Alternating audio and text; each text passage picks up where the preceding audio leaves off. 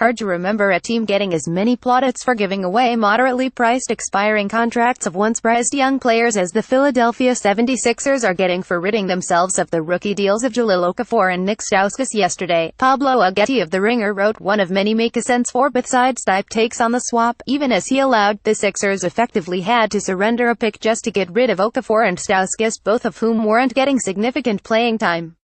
Ultimately, he declared the transaction a necessary evil for Philly. It may have cost a pick, but at least the saga is finally over.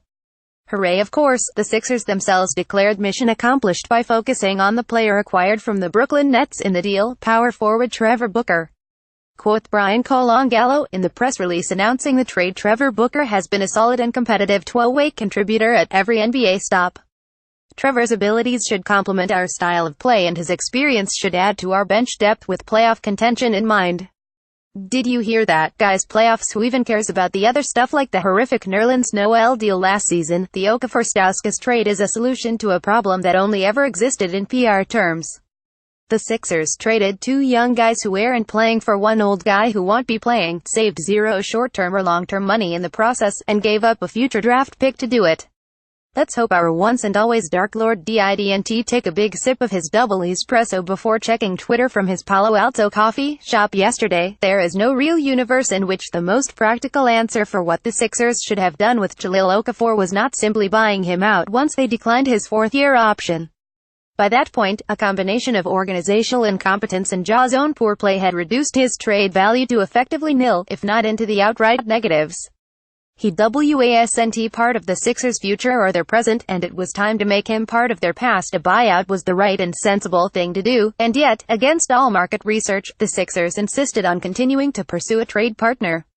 Well, they finally found one in the Nets, who decided to take a low-leverage gamble on Ja, but smartly decided to shake down the Colangelos for Nick Stauskas and a future pick as the cost of doing business.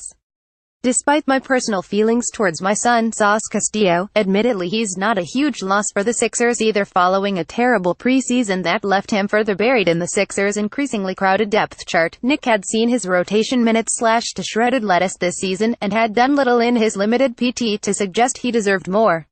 With his rookie contract expiring at the end of his fourth year, that's this one, it was unlikely he'd be here after this season, either. You know who also won't be here after this season? The Trevor Booker. No offense to the 8-year power forward with the sick volleyball skills, I've always kind of liked Booker, and he's a tough veteran who can rebound and score the occasional bucket if posted deep enough.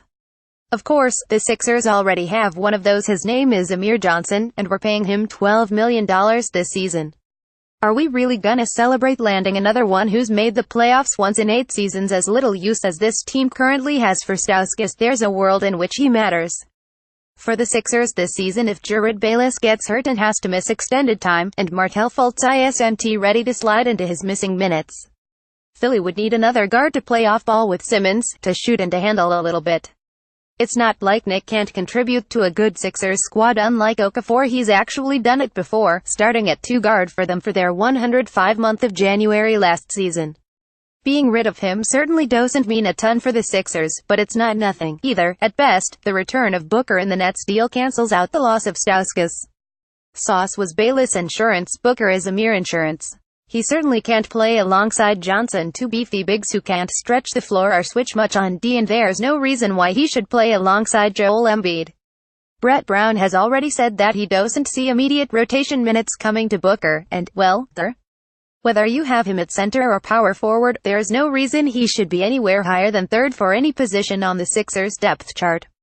Like Nick, he only matters for the Sixers if someone better gets hurt, so if Ja should have been bought out months ago and Stauskas and Booker are of equally negligible importance, where does that leave this trade, with the Sixers sending the Nets a future 2019 second-round pick courtesy of the Knicks, essentially for nothing but an empty roster spot? Not that a 2019 Knicks second-rounder is gonna be the final piece of the Sixers championship puzzle. The Sixers have no reason to hoard second-round picks these days, at least not the way they did at the height of Hinkie Mania, but it's an asset, and incredibly enough, given the subpar play and insecure contract status of Stauskas and Okafor, it might be the most objectively valuable asset that changed hands in this deal. It's not the sort of thing that the Sixers should be giving up without any kind of equivalent return. But of course, the Sixers are getting something out of this trade. They're getting the opportunity to claim that they got something for Okafor. To waive the number 3 pick of the 2015 draft before his rookie deal even expires would be embarrassing, no doubt, though not quite as embarrassing as taking Okafor with the 3rd pick in the first place, and it's a headline that the Colangelos seem determined to avoid. So today, they got to send out an email titled Philadelphia 76ers acquire Trevor Booker from Brooklyn, instead of one titled Philadelphia 76ers waive player they took with a TOPTHRE pick 30 months ago. Sorry again about that, by the way.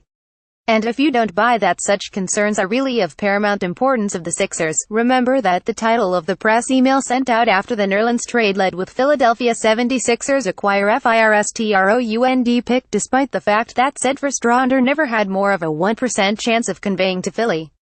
Well, congrats dudes, you did it. For the second straight in-season deal, the Sixers have prioritized spin over asset management, and made a self-defeating trade inspired by an imaginary public imperative.